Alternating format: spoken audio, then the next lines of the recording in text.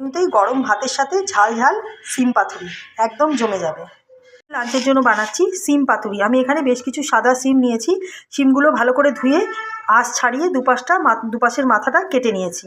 আর কি কি লাগবে, এখানে নিয়েছি বেশ কিছুটা পরিমাণে সর্ষে, বেশ কিছুটা পোস্ত আর গোটা চারেক কাঁচা লঙ্কা। সর্ষে, পোস্ত আর কাঁচা লঙ্কাটার একটা মিহি পেস্ট আমি মিক্সিতে তৈরি করে নেব। বেশ কিছুটা পরিমাণে সর্ষার তেল। এবার প্রথমে দিয়ে দিচ্ছি কালো জিরা ফোড়ন, একটা কাঁচা লঙ্কা, সিমগুলো দিয়ে দিচ্ছি।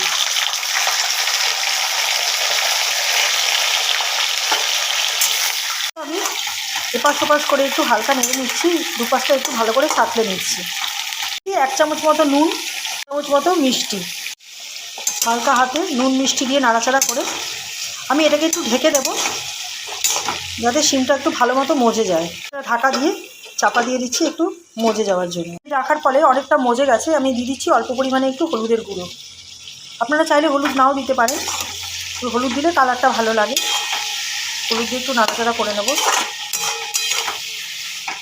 সর্ষা, পোস্ত, কাঁচা লঙ্কাটা আমি একটু নুন দিয়ে মিক্সিতে বেটে রেখেছিলাম, সেটা দিয়ে দিচ্ছি। এটাকে ভালোভাবে মিশিয়ে দিচ্ছি সর্ষে পোস্তটাকে সিমের সাথে। এটা গরম ভাতে অসাধারণ লাগে খেতে।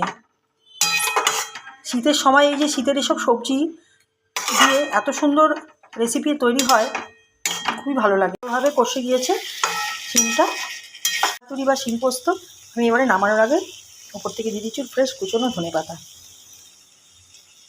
এবার নামিয়ে গ্যাস থেকে নামিয়ে গরম গরম পরিবেশন করব। প্লেটে সার্ভ করে দিয়েছি। এবার নামানোর আগে দিয়ে দিচ্ছি ওপর থেকে একটু কাঁচা সরষের তেল। এটা ফ্লেভারটাকে আরও বাড়িয়ে তুলবে। দুপুরের মেনুতে জমিয়ে খান সিম পাতুরি।